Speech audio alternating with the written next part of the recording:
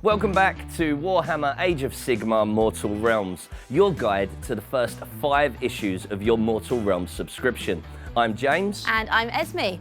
In this episode, we'll be looking at everything that comes in the second issue of Mortal Realms. That means we'll be gazing deeper into the dark creatures of the Nighthaunt, including the terrifying Miremorn Banshees. And I'll be building these models that come with issue 2. And taking you through the first steps of painting your Nighthaunt models. Then we will play a game which will incorporate new rules and all of your new models. First, let's take a look at the awesome Warhammer miniatures that you get with issue 2. There are 4 new models to add to your Nighthaunt Horde, Miremorn Banshees. We'll be learning all about who they are in a minute. You also get your first paint, Corax White. This is a great base colour for your Nighthaunt models. They're ghosts, after all. There's also a brush for you to use, and we'll be looking at painting and brush care later in this episode. First, let's see what you'll learn about the Mortal Realms in issue 2. In the last video, we mentioned Nagash, Warhammer Age of Sigmar's terrifying god of death. It's time to learn more about him. Known as the Great Necromancer, Nagash is the Lord of Shyish, the sinister realm of death. He rules the underworlds of the Mortal Realms and commands all dead souls, including the Nighthaunt. When Sigmar, the god of the heavens, started making his Stormcast Eternals, he stole the souls of brave heroes from Nagash's grasp to forge his warriors. Needless to say, Nagash isn't happy about this and has sworn to take back all those souls. This feud has led to the Soul Wars, a long and bitter struggle between the armies of the God King and the God of Death. Nagash had planned to conquer all the Mortal Realms with the power of death, but his schemes went wrong and led to a terrible calamity called the Necroquake. Uncontrollable death magic spread across the realms, wreaking havoc everywhere and even causing the dead to rise. It wasn't all bad for Nagash though. While he had failed to conquer the living, he did create lots of new armies to carry out his plans. Now, those armies clash with the forces of order, chaos and destruction across all the Mortal Realms. These battles ensure that there is a constant flow of fresh souls back to Shyish, where Nagash once again gathers their power for his schemes. Among Nagash's Nighthaunt hordes are creatures known as Miremorn Banshees. In life, these were women who sought out magical power and practiced the arcane arts. Upon their deaths, they were cursed with an eternal thirst for magic. They are driven to seek out magical energy and feed upon it, and any of the living who stand in their way will feel the points of their chill daggers and hear their infernal screams. In issue 2, you'll be able to find out more about Nagash, the Soul Wars, and the Miremorn Banshees. And you also get a set of your own to build and paint. Let's take a look at them now.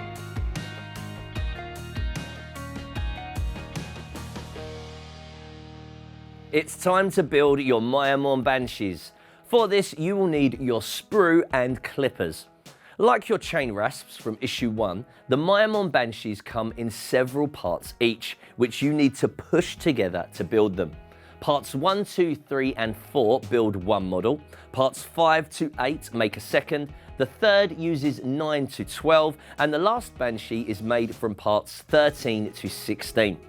Let's start with those last 4 parts, which build model 1, as shown in your magazine. Start by clipping them out of the sprue. Remember that we use the flat side of the clippers and get them as close to the model as we can. Looking at the magazine, we start with parts 11 and 12. Carefully line up the pegs and sockets and push the 2 components together, applying gentle pressure until the 2 parts are sitting flush with each other. Next, we take part 10 and follow the same process. We now have an almost completed Miremorn Banshee. It just needs to go into its base. You'll see it has 2 pegs. Just line them up with the holes on the base and your first Banshee is ready to steal some souls. All that remains now is to follow the step-by-step instructions in your magazine and put together your other 3 Miremorn Banshees. When you're done, you'll have a unit of 4 fantastic Miremorn Banshees ready to haunt the living. But first, let's put some paint on them. Now that your Maya Moore Banshees are built, it's time to get both them and your chain rasps looking a little spookier with some paint. Grab the Corax white paint and the brush you got with issue 2 and let's get started. Painting your models is one of the most rewarding parts of the Warhammer Age of Sigmar hobby. Don't worry if this sounds a little intimidating. Painting your models is really good fun and will help you along the way. Before we get started, there are a few more things we'll need. First up, water. We use water to thin our paint, helping it flow better. It will also help to keep your brush clean and in good condition. Grab a mug or glass and fill this with cold water. It's also a good idea to protect your work surface and keep some paper towels nearby. It's also handy to have a palette. This is used to thin your paints with water. For this, we can use a plate. There's one other thing that you'll want in your painting area: light to see the models clearly. Natural light is best, so if you can paint during the day near a window, that's perfect. Otherwise, a desk lamp works well. Right, time to leave you to paint your night haunts. Have fun. Let's get started. Grab your pot of Corax white and give it a shake. Before using any of your paints, always give them a shake. Remember to make sure the lid is secure. It's important that the paint is nicely mixed together. You open your pot by pushing the lid back carefully. If you're opening it for the first time, it might require a bit of pressure as there's a seal to be broken. Push the lid back until it clicks on the tab at the back of the pot. This helps the pot to stay open so that you can use it easily. Sit the pot down somewhere in reach where you're not going to accidentally knock it over, and get your brush. Hold your brush between your thumb and forefinger like this. There's an illustration in the magazine if you want a reminder at any point. Use the reservoir of paint on the inside of the lid and load the bristles with paint like so. Be careful not to get any on or near the ferrule. That's the metal part that holds the bristles, as this can ruin your brush over time. Using your brush, transfer some of the paint to your plate or palette and add a drop of water to thin it slightly like this. Today we are going to use our new Corax white paint to undercoat the Maya Moore Banshees and chain rasps. An undercoat is the first step in painting a model. This provides a nice base for other paints to stick to. White is the perfect undercoat for the night haunts because of their ghostly, ethereal nature. Start by painting a thin coat of your watered down Corax white over the entire model. Don't worry that the plastic shows through at first. We'll be giving it more coats once this one is dry. It's better to paint on several thin coats than to apply paint too thickly and risk obscuring the details. Because they're so detailed, our models have some recesses and difficult to reach parts. You may need to hold the models at different angles to make sure you cover them all. You will find that it is usually easier to rotate the model than your brush to paint all those hard to reach places. Once your first model has a coat of Corax white applied to it, it should look something like this.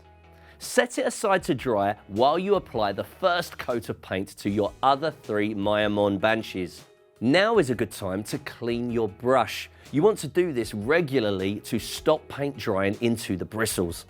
Once you've put a single coat on each of the 4 Banshees, the first should be dry enough for a second coat.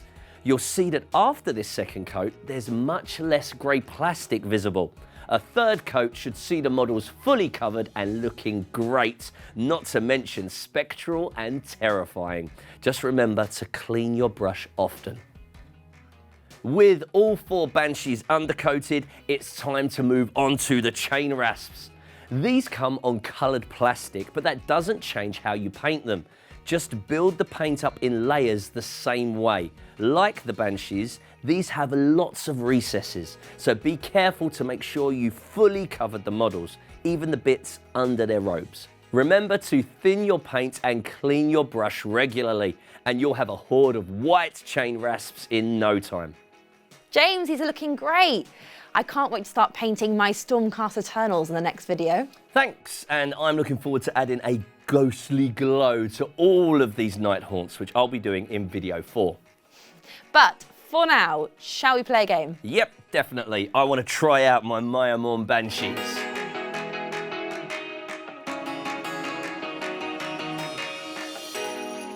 Last time, our intrepid sequitors ventured into an ancient temple and were attacked by chain rasps.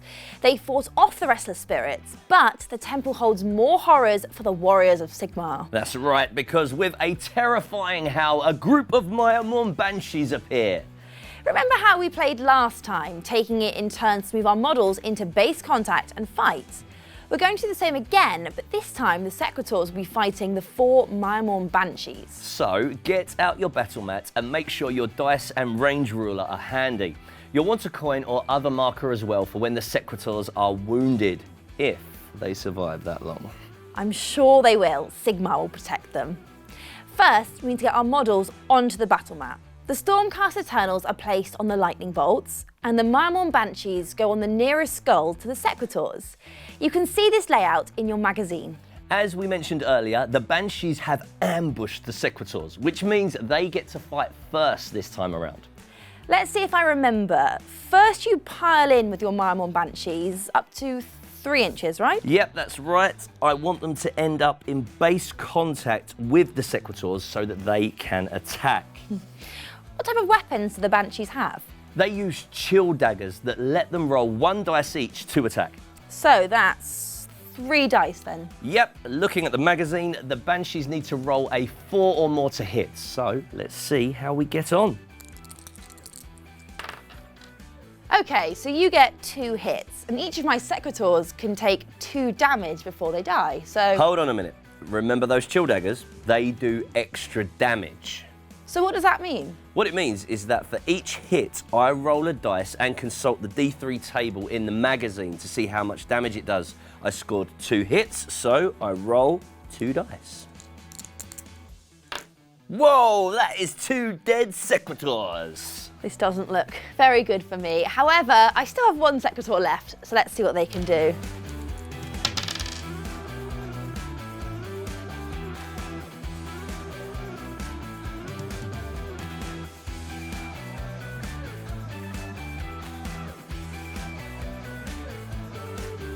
Those Maya Morn Banshees are deadly. No wonder they're so feared. The Night's Haunts will rule the realms. Perhaps. Luckily for me, Sigmar's reinforcements are on their way. With issue 3, you'll get a set of castigators who use gigantic bows to attack their enemies from a distance. They also come with a Gryph-hound, a faithful companion that's half bird and half dog. You will also get a new paint, Retributor Gold, to start painting the Stormcast Eternals. And in the next video, I'll be showing you how to start painting them as well as how to build your castigators. You'll also have another game to play where you'll use ranged weapons for the first time.